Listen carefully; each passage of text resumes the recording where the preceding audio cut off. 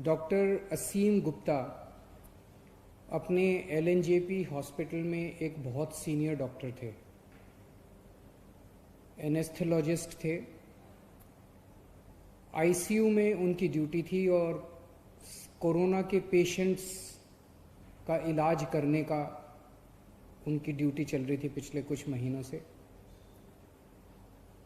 उनके सभी साथी बताते हैं कि कितनी शिद्दत के साथ और कितनी मेहनत के साथ वो पेशेंट्स की सेवा किया करते थे। कोरोना के मरीजों की सेवा करते करते 3 जून को उन्हें खुद कोरोना हो गया। अस्पताल में भर्ती हुए और अंत में वो कोरोना से लड़ते लड़ते हम सबको छोड़ के चले गए। उनकी वाइफ भी डॉक्टर हैं। आज सुबह उनकी वाइफ से मेरी लंबी बात हुई। उनकी वाइफ को भी कोरोना हो गया था, लेकिन उनकी वाइफ कोरोना से बाहर निकल आई हैं और वो अब स्वस्थ हैं। हम सब प्रार्थना करते हैं कि डॉक्टर असीम गुप्ता की आत्मा को भगवान अपने चरणों में जगह दे। ऐसे लोगों की वजह से ही आज हम लोग कोरोना से लड़ पा रहे हैं। डॉक्टर असीम गुप्ता हम सब लोगों के लिए बहुत बड़ी प्रेरणा हैं और हम सब दिल्ली वासी और देशवासी उनकी इस सेवा को नमन करते हैं। दिल्ली सरकार उनके सम्मान में उनके परिवार को 1 करोड़ रुपए की सम्मान राशि देगी। उनकी जान की कोई कीमत नहीं है। ऐसे लोग देश की, इंसान की सेवा करते करते हंसते हंसते छोड़ के चले जाते हैं, लेकिन उनके जाने के बाद ये एक छोटी सी राशि है जो देश की तरफ से, लोगों की तरफ से, दिल्ली के लोगों की तरफ से उनके परिवार को दी जाएगी। कुछ दिन पहले तक, कुछ हफ्ते पहले तक दिल्ली में बेड्स की बहुत समस्या थी। लोग अस्पतालों के दर दर की ठोकरें खाते थे। अगर कोई घर में कोरोना से बीमार हो जाए तो एक अस्पताल से दूसरे अस्पताल, दूसरे से तीसरे अस्पताल, जिस अस्पताल में जाते थे सुनने को मिलता था कि बेड भरे हुए हैं, बेड भरे हुए हैं, बेड खाली नहीं है। मेरे पास बहुत फ़ोन आते थे। रात रात भर में जाग के लोगों के लिए अलग अलग अस्पतालों में बेड्स का इंतजाम करता था। पिछले 1 महीने में हम लोगों ने कई कदम उठाए जिसकी वजह से आज दिल्ली में बेड्स की कमी नहीं है। पर्याप्त मात्रा में बेड्स हैं। 13,500 अभी बेड्स हैं कोरोना के, और उनमें से केवल 6,000 भरे हुए हैं, 7,500 खाली हैं। तो बेड्स की कमी नहीं है। लेकिन पिछले कुछ दिनों से मैं देख रहा हूं प्लाज्मा को लेके काफ़ी अफरा तफरी मची हुई है। अब मेरे पास खूब फ़ोन आ रहे हैं लोगों के। लोग कहते हैं जी हमारे फलाना मरीज बीमार है, उसको प्लाज्मा दिलवा दीजिए, इसको प्लाज्मा दिलवा दीजिए। और लोग दर दर की ठोकरें खा रहे हैं। बहुत ज़्यादा अफरा तफरी मची हुई है दिल्ली में। दिल्ली सबसे पहला राज्य था देश में। आप लोगों को याद होगा लगभग 2-2.5 महीने पहले मैंने बताया था कि हम लोग प्लाज्मा थेरेपी का ट्रायल कर रहे हैं। हमने प्लाज्मा थेरेपी का ट्रायल किया, 29 मरीजों के ऊपर किया।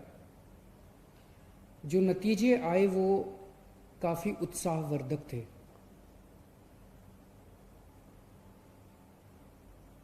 कोरोना में 2 चीज़ें होती हैं मरीज को। एक तो उसका ऑक्सीजन का लेवल कम हो जाता है। हमारा ऑक्सीजन का लेवल 95 होना चाहिए। ये अगर 90 पहुंच जाता है, 85 पहुंच जाता है, 80 पहुंच जाता है तो खतरनाक हो जाता है। तो एक तो ऑक्सीजन का लेवल कम हो जाता है और दूसरा रेस्पिरेशन का लेवल बहुत ज़्यादा बढ़ जाता है, सांस फूलने लगती है। रेस्पिरेशन का लेवल 15 होना चाहिए, ये 20 पहुंच जाता है, 25 पहुंच जाता है, 30 के ऊपर पहुंच जाता है। ये देखने में आया कि अगर प्लाज्मा दे दिया जाए तो ऑक्सीजन के लेवल में भी अच्छी बढ़ोतरी होती है और रेस्पिरेशन का लेवल भी गिर जाता है, कम हो जाता है। तो 29 पेशेंट्स को हमने दिया, उसके अच्छे नतीजे आए, उसे हमने केंद्र सरकार को सौंपा और उसके आधार पे केंद्र सरकार ने दिल्ली सरकार के अस्पतालों में भी और कई प्राइवेट अस्पतालों में भी प्लाज्मा थेरेपी करने की इजाज़त दी। अब प्लाज्मा थेरेपी की तो इजाज़त मिल गई, लेकिन प्लाज्मा कहाँ से आए? प्लाज्मा वो लोग दे सकते हैं जो अभी कोरोना जिनको हुआ और वो ठीक हो गए। जिन्हें कोरोना हुआ और वो ठीक हो गए, उनके खून के अंदर एंटीबॉडीज बनती हैं जो उन्हें कोरोना से बचाती हैं। अगर उनके खून से प्लाज्मा निकाल के कोरोना के मरीज को दे दिया जाए तो कोरोना का मरीज जल्दी ठीक हो जाता है, उसके शरीर में भी एंटीबॉडीज बननी चालू हो जाती हैं। तो इस टाइम लोग प्लाज्मा लेने के लिए दर दर की ठोकरें खा रहे हैं। इसीलिए दिल्ली सरकार ने तय किया है कि हम दिल्ली में प्लाज्मा बैंक बनाएंगे। ये अपनी तरह का पहला प्लाज्मा बैंक होगा कोरोना के मरीजों का इलाज करने के लिए। देश भर में ये शायद पहला प्लाज्मा बैंक होगा। हम ये नहीं कह रहे कि केवल सरकार प्लाज्मा ले पाएगी और अगर कोई प्लाज्मा डोनेट करना चाहे तो कोई और नहीं ले सकता, हम ये नहीं कह रहे।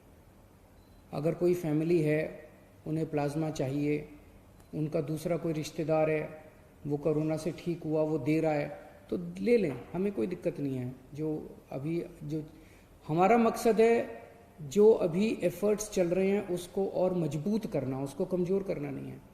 तो हम प्लाज्मा बैंक बनाएंगे, दिल्ली सरकार प्लाज्मा बैंक बनाएगी। इसकी जो भी औपचारिकताएं हैं वो पूरी कर ली गई हैं पिछले 2-3 दिन में। और इस प्लाज्मा बैंक से सभी को प्लाज्मा मिलेगा, चाहे वो सरकारी अस्पताल हो या प्राइवेट अस्पताल हो। कोई सीधे ILBS जो हमारा अस्पताल है दिल्ली सरकार का, वहां पे प्लाज्मा बैंक बनाया जाएगा। अगर किसी को प्लाज्मा चाहिए तो डॉक्टर को या अस्पताल को प्रिस्क्राइब करना पड़ेगा, लिख के देना पड़ेगा कि इनको प्लाज्मा थेरेपी की जरूरत है। कोई खुद के नहीं कह सकता कि मेरा फलाना बीमार है इसलिए मुझे प्लाज्मा दे दो। डॉक्टर की रिकमेंडेशन जरूरी है और डॉक्टर या हॉस्पिटल ILBS को अप्रोच करेंगे और ILBS उन्हें प्लाज्मा दे देगा। ये प्लाज्मा बैंक हमारा 2 दिन में शुरू हो जाएगा। इसकी सारी कार्रवाई हम लोग पूरी कर लेंगे, लेकिन इसमें सबसे इम्पोर्टेंट चीज है, जो लोग ठीक हो गए हैं उन लोगों को सामने आके प्लाज्मा डोनेट करना पड़ेगा। अभी भी लोग कर रहे हैं, लेकिन इस कोई व्यवस्था नहीं है। अब इसकी व्यवस्था बना दी जाएगी। तो जो लोग ठीक हो गए उनसे मेरी हाथ जोड़ के प्रार्थना है, जिंदगी में किसी की जान बचाने के कम मौके मिलते हैं, ये मौका आपको मिला है। मेरी सब लोगों से जो लोग कोरोना से ठीक हो गए उन सब लोगों से प्रार्थना है हाथ जोड़ के कि आप सब लोग सामने आके खुल के प्लाज्मा डोनेट कीजिए ताकि दूसरों की जान बचाई जा सके। एक तरह से यही सच्ची भगवान की सेवा है, एक तरह से यही सच्ची भगवान की भक्ति है। मैं ये बता दूं कि ये गलतफहमी ना हो कि प्लाज्मा कोई संजीवनी बूटी है, प्लाज्मा से सबकी जान बच जाएगी। अगर कोई पेशेंट अंतिम स्टेज में पहुंच चुका है, कोमॉर्बिडिटीज हैं, दूसरी बीमारियों से घिरा हुआ है, मल्टी ऑर्गन फेलियर हो चुके हैं, वेंटिलेटर पे जा चुका है, ऐसे पेशेंट्स को बचाना मुश्किल होता है। लेकिन जो पेशेंट्स अभी मॉडरेट स्टेज में हैं, अभी उनकी स्थिति खराब नहीं हुई है बहुत ज़्यादा, उनके लिए ये मददगार साबित होता है, इतना समझ लिया जाए। एलएनजेपी के हमारे जो हेड हैं डॉक्टर सुरेश, उनसे मैंने बात की। उन्होंने बताया कि अभी पिछले कुछ दिनों में उन्होंने 35 मरीजों को प्लाज्मा दिया है, जिसमें से 34 बच गए, एक की मौत हुई। एक और दिल्ली का प्राइवेट बड़ा हॉस्पिटल है, उनसे जब मेरी बात हुई, उन्होंने 49 लोगों को प्लाज्मा दिया, 46 लोग बच गए। मैं ये नहीं कह रहा, हो सकता है ये जो 34 लोग हैं और 46 लोग हैं वैसे भी बच जाते, उनमें से कितने, लेकिन ये एक आंकड़ा है, उसमें से कितने बचते कितने नहीं बचते कह नहीं सकते। जो डोनर्स हैं उनके मन में गलत फहमियां हैं। एक तो डोनर्स को ये लगता है कि मैं दोबारा प्लाज्मा देने जाऊंगा, कोरोना के अस्पताल में जाऊंगा, कभी दोबारा कोरोना ना हो जाए। वैसे तो दोबारा कोरोना नहीं होगा, लेकिन फिर भी हमने व्यवस्था आईएलबीएस में की है। आईएलबीएस कोरोना अस्पताल नहीं है। आपके आने का, जाने का, टैक्सी का सारा इंतजाम दिल्ली सरकार करेगी। बस आप हाँ कह दीजिए कि मैं कोरोना देना चाहता हूँ, मैं प्लाज्मा देना चाहता हूँ। और आईएलबीएस में अच्छी व्यवस्था की हुई है। मेरे ख्याल से आधा घंटा पौना घंटा लगता है आदमी को वो देने के लिए। अगले कुछ दिनों के अंदर हम नंबर जारी कर देंगे। उस नंबर पे जो जो लोग देना चाहते हैं उस नंबर पे कॉल करके, व्हाट्सएप करके हमें बता सकते हैं कि मैं देना चाहता हूँ, और उनसे संपर्क करके उनसे सारा इंतजाम कर दिया जाएगा उनसे प्लाज्मा लेने का।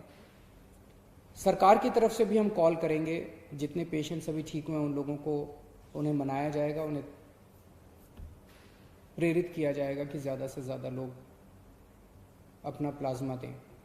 और ये जितने एंटीबॉडी टेस्ट हो रहे हैं, ये एंटीबॉडी टेस्ट से भी बहुत सारे ऐसे लोग हैं जिन्हें कोरोना हो गया, ठीक हो गए, पता भी नहीं चला। एंटीबॉडी टेस्ट से पता चलेगा कि उसके अंदर एंटीबॉडीज बन रही हैं, वो कोरोना होकर ठीक हो चुका है। ऐसे भी बहुत सारे 52,000 लोग तो दिल्ली में भी रिकॉर्ड के मुताबिक ठीक हो चुके हैं, और इसके अलावा ढेरों लोग ऐसे होंगे जो कोरोना हुआ, ठीक हो गए, उन्हें पता नहीं चला। ऐसे सब लोगों को प्रेरित किया जाएगा ताकि वो ज़्यादा से ज़्यादा प्लाज्मा दें और हम और ज़्यादा से ज़्यादा लोगों की मदद कर सकें, उनकी जान बचा सकें। और इसमें सबसे अहम भूमिका मीडिया की होगी। इसमें कोई पार्टीबाजी नहीं, कोई राजनीति नहीं, हमें सबकी जान बचानी है, चाहे वो किसी भी धर्म का हो, किसी भी जात का हो, किसी भी पार्टी का हो। और सब में सब लोग आते हैं, तो उसमें पत्रकार भी आते हैं, उसमें सब तो मेरी मीडिया के साथियों से खास तौर से निवेदन है कि आप लोग भी कैंपेन चला के अपने अपने चैनल पे, अपने अपने मीडिया हाउस में ज़्यादा से ज़्यादा लोगों को प्रेरित करें कि वो लोग प्लाज्मा डोनेट करें और दूसरे लोगों की जान बचाएं। शुक्रिया।